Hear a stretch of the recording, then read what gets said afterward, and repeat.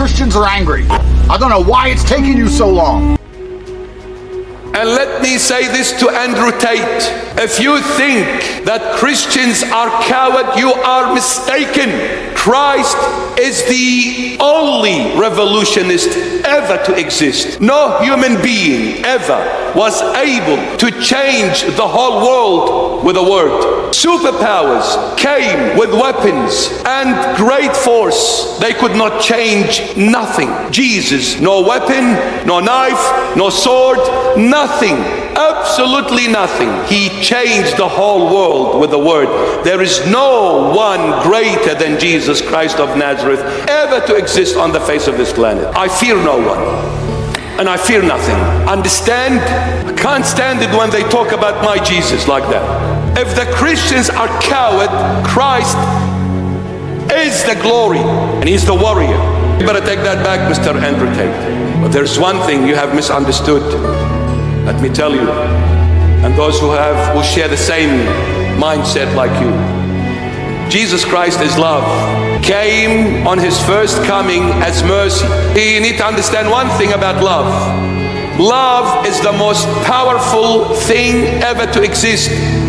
The weakest thing also ever to exist at the same time. Love is the most powerful and the weakest at the same time. Why? Because when you love someone from the heart, you will do anything and everything for that someone. If that love is received as weakness, then it's the ignorance of the other party, not the one who loves. Let me tell you, when the time comes, love can be also very, very powerful, because love moves mountains. You cannot change the heart of a person using force. You cannot change the mind of a person using the sword and threatening to beheading people. The only way you can change a heart of a man or a woman is when you show them and give them love, not power. Don't ever misunderstand what Jesus is all about. Don't ever. Let me tell you this, all of you, everyone. The Lord, no one else, took me to heaven. Let me tell you, there is no Muhammad, there is no Buddha, there is no Krishna, there is no one. Only one, Jesus. Why? Because He is the only one. There is no one else but Him. He is God revealed in the flesh. God revealed in the flesh. No one else. This is not judgment. This is not attack. This is not discrimination. Believe you me, I love everyone. Believe you, and if you don't want to believe, it's up to you. It doesn't matter.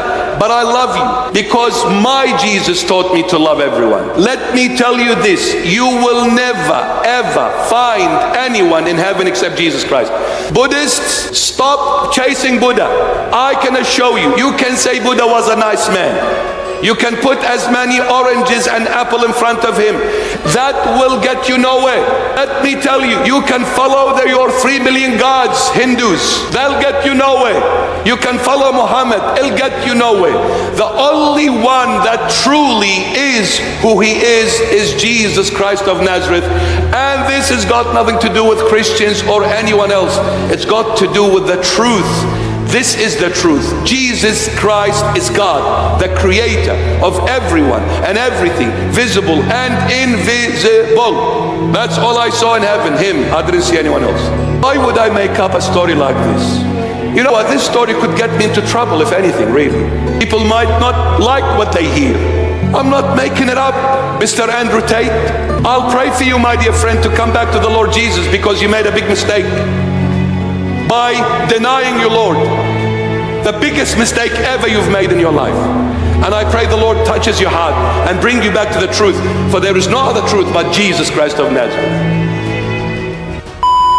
What is Christianity anymore? What does it mean? You can go to a Christian country, and America, let's take, for example, and you'll get in more trouble for insulting George Floyd than you will for insulting Jesus Christ. Sure. You can walk down walk down the street with a t-shirt saying Jesus is gay. Girls barely go to church. If they do, who knows what they were doing the night before. None of it means anything. And then if you go and find a Christian that says this trans person has changed gender, what do you think about that? Christians are so soft, they're going to go, well, I hope he finds redeem, and I hope he finds guidance. Haram, bro. Haram. haram. No, you didn't. It's haram. And I like that it's yes and no. And what's the point in a religion if you're too afraid to say what you believe in, or afraid to stick up for it, or afraid to defend it? Then what's the point in any of it? Anyone who's in the West who's concerned about the spread of Islam should be more worried about the absolute fall of Christianity. The reason people revert to Islam is because they're looking for God and they can't find God anywhere else. It's Christianity's fault for being so weak and decadent.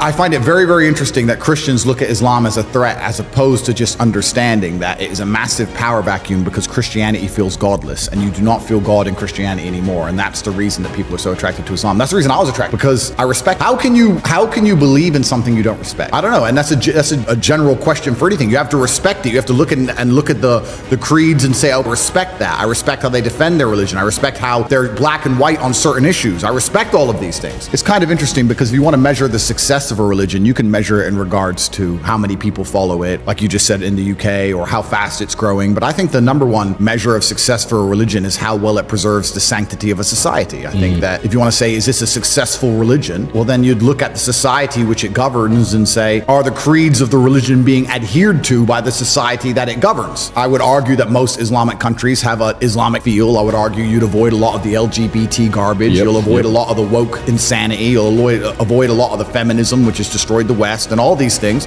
Islam is being adhered to, and it's keeping the society functioning. Do I go to Christian countries and feel like Christianity is preserving them? Not really. Christians must feel a deep resentment towards Muslims, especially the true believers, because we stick up for what we believe in, and they want to, but they can't because their own religion has become so woke and almost betrayed them. How can you stand up and say, I'm a Christian and I mean it, and you better, when they have gay preachers? It doesn't make any sense. And your fellow Christians will turn on you and call you a bigot. Your fellow Christians will call you a bigot and call you hateful for saying that a man shouldn't chop his dick off. And then you're going to sit there and say, I'm a true Christian. If you're Christian, how is Christianity saving your children from the oncoming enslavement? How is your Christianity saving your children from the slave mind programming? How is Christianity protecting you? How is Christianity helping your neighbors? How is Christianity preserving anything? Whereas Islam, it's kind of interesting because someone else said this who was smarter than I, and I can't remember where I heard it, but they said whenever you see a post-apocalyptic Christian society in a movie, it's just the purge and everyone's out to kill each other. When the meteors hit or whatever and America's under attack, there's snipers on the roof and everyone's trying to get food and everyone's struggling. Whereas if you look at a post-apocalyptic Islamic society, which exists right now, they're on the earth right now, they function and people still love each other. And it's the belief in God that keeps them together. There's no legal system in Gaza that's stopping people from committing crime. It's God. It's God alone. And then you sit and say, oh, well, the strength of that religion, even in the harshest possible conditions, can preserve to a degree the sanctity of society and human nature. I don't think a Christian country could do that. If you put a Christian country under the level of destruction Gaza's currently going through, I don't think people would sit and say, oh, well, Jesus says I shouldn't steal. In fact, if you look at what happens during natural disasters in America, it's the absolute opposite. It's just looting and chaos. What is a Christian country anymore? I don't know. What is a Christian country? A guy in America recently just got charged for a hate crime for taking down a statue of the devil that they had erected in a church. I'm mind blown. Statue of a devil in a church. They put a statue of the devil in a church. That one makes sense. He walked in there and ripped it down, and he's being charged with a hate crime. When they complain now about Islam conquering Western nations, I say, well, you failed. You failed. It's now a power vacuum. Power vacuums get filled, and anybody with a true heart and true conviction who truly wants to respect God is going to be attracted to the Islamic faith because you have failed.